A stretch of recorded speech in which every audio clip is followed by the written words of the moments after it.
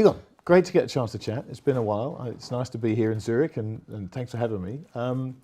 So much to talk about. The world is a very different place to the one we were in the middle of last time we had a chance to have one of these conversations. So what I want to talk to you about today is wealth preservation. This is something that, this idea of wealth preservation seems to be kind of bubbling up now. People realize that over the last number of years, if you've been invested, you've done very, very well. But with the return of inflation, rising interest rates, people are starting to get the idea that they need to actually now play defense in the American terms and preserve their wealth. So let's talk about wealth preservation, what it means and how gold fits into that. Well, as you know, that's why I started this business, really, because I saw the risks in the world already 25 years ago, and I saw that the rising problems of debt and derivatives was going to affect all our asset investments, or especially stocks and bonds and property. So therefore I decided that the consequence of this money printing that we've seen in the world and this building up of debt, the consequence is that the risk is going to increase. And since debt has gone up 3 times in the last, global debt gone up 3 times in the last 20 years, of course, when debt goes up 3 times, risk increases exponentially. So I was early, and I always try to understand risk and protect against risk. So I understood early that we had to protect against that, and the consequence of that was gold, because I found that gold was the best way to protect it. Therefore we started with this investing in physical gold. Of course, most investors don't understand that because most investors don't own gold, and most investors don't think, for example, that property is wealth preservation. They haven't seen that property has gone up dramatically, or they don't understand that property has gone up dramatically because of the money printed, and they think that property is always a good wealth preservation investment, because people will always need properties. Yes, they will do, but people don't need properties at 5 or 10 times the prices of 20 years ago, of course. And therefore people actually will not discover that they were needed to be protected against this until they follow the market down. And that's what's so sad, because every time now, every stage where the stock market has gone down dramatically, and you certainly remember 87 well, which I do. Yeah. We were, I was around 74 or 73.4, I got my first options at Dixon's, where I worked at the time, and they went down over 90%. I didn't have much to lose in those days, so it didn't matter. But it did tell me that that was a good lesson. Early on, experience an event that destroys wealth quickly, which it did. And of course, property market totally collapsed. This is in the UK also, if you remember. I mean, the world is looking worse than it's done for a long time, because now, not only do we have a debt, we have higher interest rates, we have inflation. Most people, if you've been in the UK recently and you see ordinary people, they're not coping. They're suffering. People are turning off the heat, not eating properly, and don't have enough money to last for the end of the month. So at that level, and then you have people who have investments, whether they're institutions or whether they are just people with the financial investments, they think it'll be the same this time again. Well, so tell me, why are central banks not going to save you this time? They have every time so far in the last 50 years, and you could even say in the last 100 years, because markets have only gone one way in the last 100 years. Well, it's a great point you bring up. I'm going to come back to that in a moment, to talking about why the central banks can't save you this time. But let's go back to housing. You mentioned housing there. And housing is an asset that people consider to be a real asset, and people think that, well, if I own property, it will protect me. But let's talk about the difference between owning property at those inflated levels you talk about at a time when interest rates are going up. Because most property is owned with leverage. And obviously, if you look at the charts of these housing markets, look at we'll park Canada, New Zealand, and Australia, which are in a world all their own, but just look at the US. And even in Germany now, which historically has had a very different relationship with property. Germans weren't big property owners in the past. Yeah. But everywhere we've seen property prices go up over the last 2 years through the pandemic, they've doubled in many places, Yeah. Many cities. But now we have mortgage rates doubling. So in terms of wealth protection, let's talk about the dangers now of owning inflated property assets in these particular times with rates doing what they're doing. And of course, people think that property is the best thing there ever was. And in many countries, people leverage the first property, buy a second property they can afford and rent it out. But you take even here in Switzerland, the property market has gone absolutely mad here also. Why? Because you could borrow 10 years or 15, you could until a year ago, 10 to 15 years at under 1%. Mm-hmm.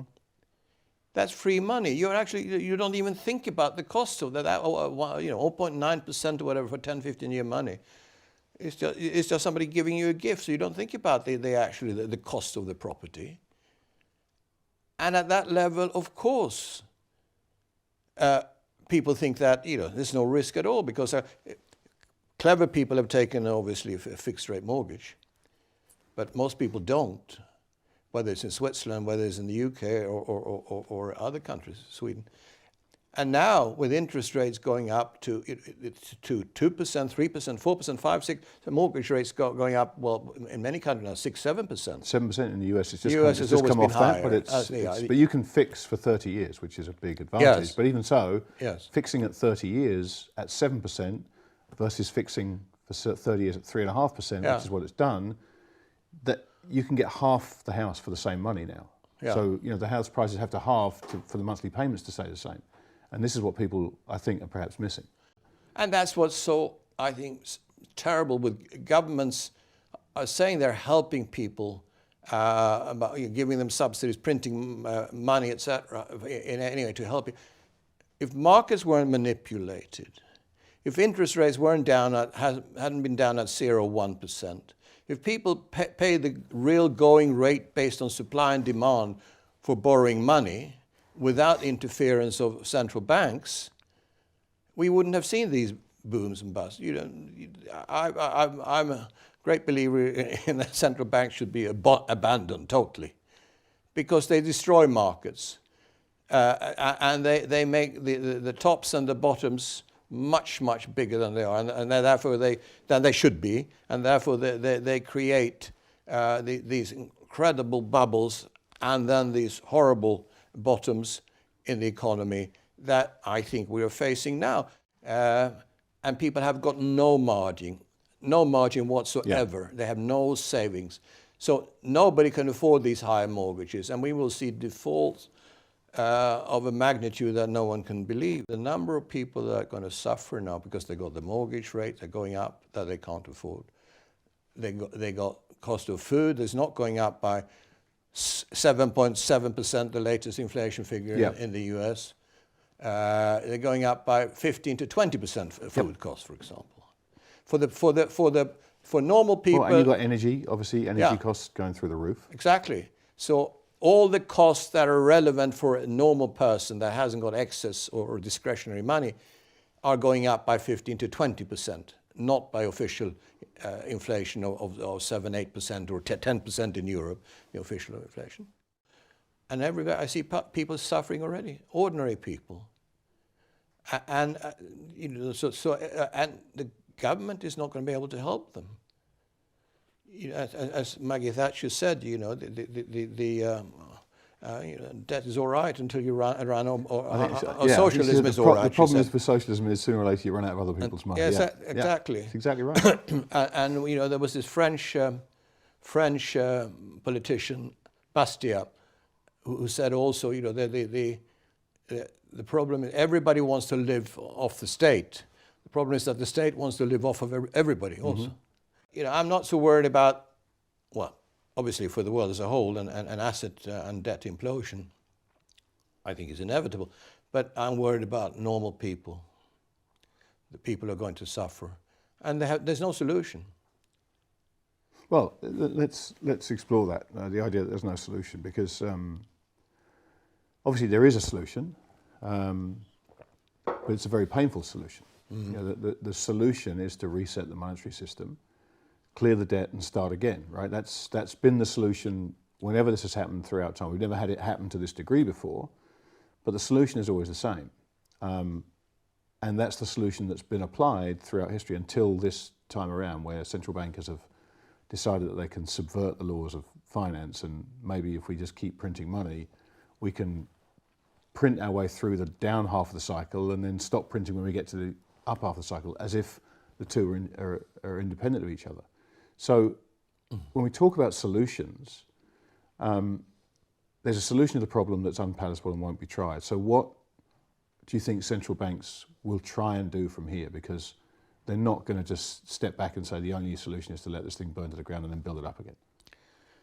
Well, you know, I often look back at history, because everything that's happening today has happened throughout history, if you look back. And as we both know, not one single currency has ever survived in its present state, if you want. They've always gone to zero without exception. So that means that you can't have an orderly reset. It's impossible. All the resets that we've seen in the world, and they've been of smaller or greater magnitude, but all that have been in the world has meant that money has become worthless, debt has collapsed. What people don't understand is you can't just write off the debt and clear the debt and it's gone, and you create another form of money, digital money, and then it's all everything's happy again. You can't do that, because if you get rid of the debt, the assets that this debt finance will also have to implode simultaneously. Right. Of course, they will try orderly resets. Mm-hmm. But so somebody, let's say the U.S. tries an orderly reset. China doesn't give a damn about what the U.S. does, nor does Russia, nor probably, and Japan can't afford to do anything because they bust anyway. An orderly reset, and maybe using gold as some kind of backing the currency, which I'm not a believer in. I don't believe in actually having gold backing of currencies. We can come back to that, but then that will only last for a very short period of time, because they'll create new money, but that will be fake money too. That'll be fiat money also, the new money. And I also see that central banks are going to lose control of the system because of that, when this disorderly reset, if you want to call it a reset, starts, or implosion. There will be the bond and the debt markets are going to implode at a speed that no one can stop it, and interest rate manipulation, or QE, will have no effect whatsoever. And this is what you see at the end of a hyperinflationary era, for example. We see that they print more and more and more, and they add zeros to the money. Has no effect whatsoever. And well, look, there are people who know your work, your written work, and who are customers of Metal and understand these things you're talking about. But there are also going to be people watching this that don't understand this. Yeah. So let's talk a little bit about how people can start to take those first steps on that journey to understanding how this all pieces together, how history offers us clues as to what happens next, and the place that gold has in the middle of all that. How can people take those first steps? I've told the story before, not to you, but that I was a couple of years ago in a restaurant in the Italian part of Switzerland, Ticino, and the owner of the restaurant came up to me and said, "I know you," and so he was following my articles, etc., reading myself. And then he said to my friend, "Listen to this guy. Owned gold," he said. I didn't have to tell. He said, he came from Yugoslavia. He had experienced the hyperinflation in Yugoslavia in recent years, of course. Most of his friends and everybody around him lost everything in the hyperinflation. He had a bit of gold, saved him. He could come to Switzerland and live here and start a small restaurant. The people who have experienced hyperinflation, they know what it is. They know the risk. You know, everybody needs to put a little bit away. Of course, saving is now something that nobody knows what it is. Yeah. You don't save, you spend. Because central banks and governments have actually taught us to spend because the money is always worth less tomorrow. So that we have to spend, and also on credit today. But you don't need to be wealthy to preserve wealth. You could just, because if the people in Venezuela 10 years ago or 15 years ago had just put, the gold in Venezuelan bolivars 20 years ago was the same as in dollars. The currency was the same. And now they've had hyperinflation is worth zero, the currency. Anyone who bought, an ounce of gold than 20 years ago in Venezuela was 200 bolivars. And today it's, I don't know, 200 trillion, whatever it is. I can't. It's enormous in any way. But if they had just bought, a little grain of gold or a silver coin and done that once a month, of course, very few are interested in listening to our message. And when you talk about the general public, because people don't understand the need for this in a world where everybody just spends and borrows. And governments, of course, have zero interest in telling people that you should save money and buy some gold, because we're destroying your currency on a daily basis. It's going down daily in value, and therefore protect against our foolish management of the economy. Government will tell you that. So therefore, nobody thinks about wealth preservation. But what will happen now in of course the next few years is that I think the money's gone down in value in real terms, 97 to 99% fiat money since 1970 or 71 when Nixon closed the gold window. And the final 1 to 3% are coming now, in my view. But they will be, the final 1 to 3% is 100% from here, which means, and that will happen. I think we will see now currencies collapsing, because it's inevitable that governments are going to print more money, because now with inflation, higher interest rates, higher energy costs, everything that we talked about, there'll be a requirement for money from everywhere. So how do you talk to people about these two different mindsets? The idea that the price of gold has to go up. I'm not going to buy gold unless I think it's going to go to $2,000, because the other message is gold could stay right where it is at $1,600, $1,700 and not do anything, and you're still better off. So how do you explain that message to people so they understand that the price of gold doesn't need to move for it to do what it does? The sad thing is that whatever you tell ordinary people, they don't understand it, unfortunately. There was a time, not long ago, 10, 20 years ago or less, when every Swiss bank in the window had gold coins. You could just go in and buy gold. And when I was young, I got gifts from aunts and uncles, etc., in also gold coins. It's a very common gift here in Switzerland for people who got married until also the last, let's say, 10, 20 years, to give them gold. But that's all gone. So we both know that it's not going to reach the front pages until there's a price movement. That's the only thing that's going to make a difference. I find it so interesting that when you think about gold, when you understand gold, it doesn't change, right? It's inert. And by the very definition of inert, it just doesn't change. Yeah.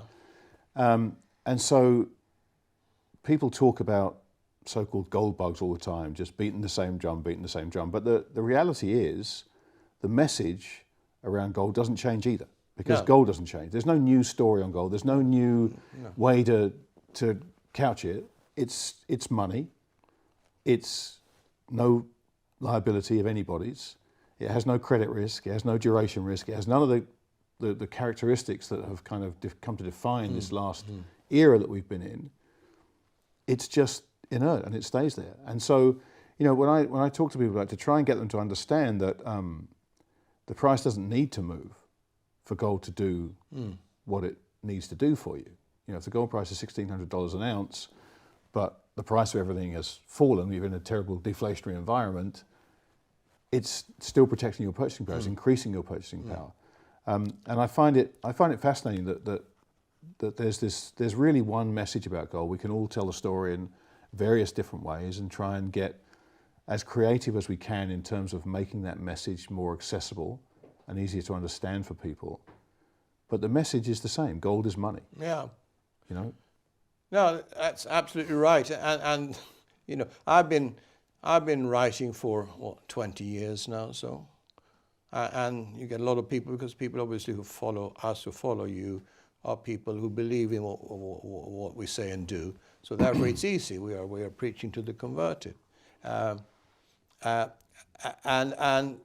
as you rightly say, I could basically write the same message every week, or variations on a theme. And that's, of course, what we all do, because our beliefs and our values are not changing.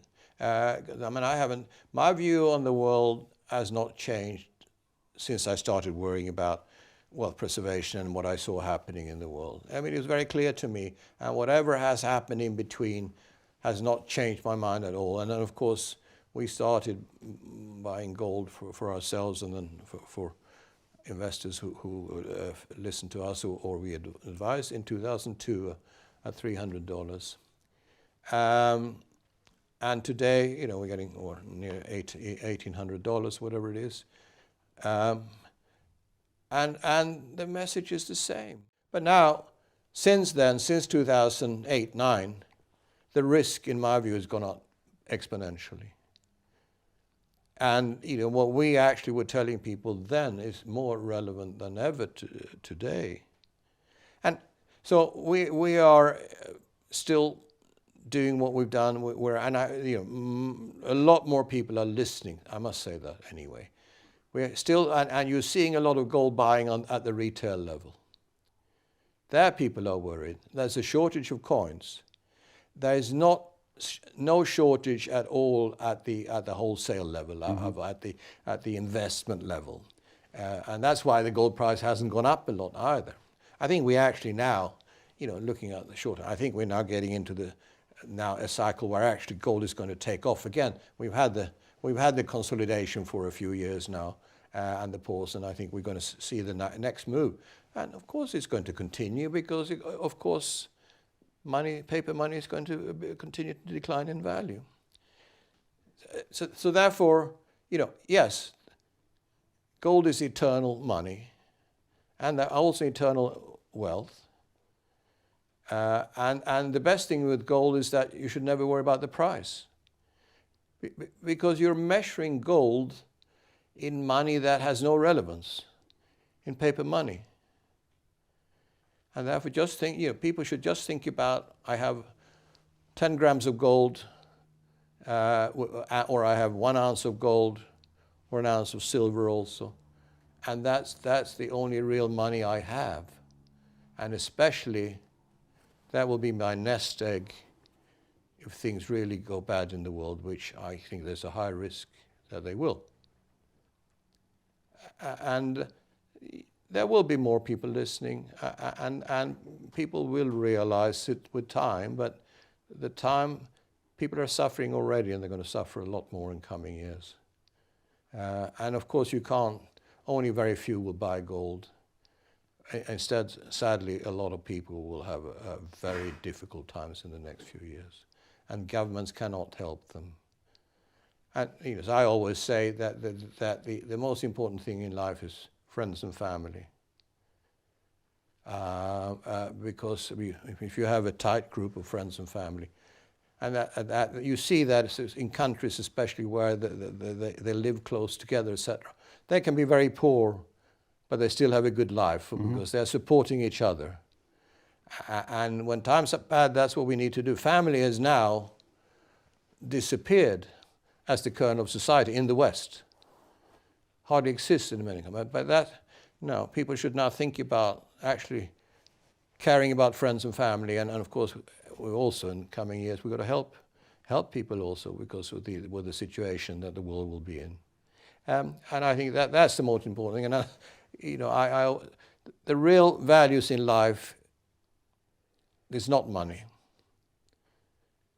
The real values is, as I said, first of all, family and friends, and then there's so many things. You need enough food, of course, and a roof over your head, but thereafter you don't need iPhones and cars and all of that.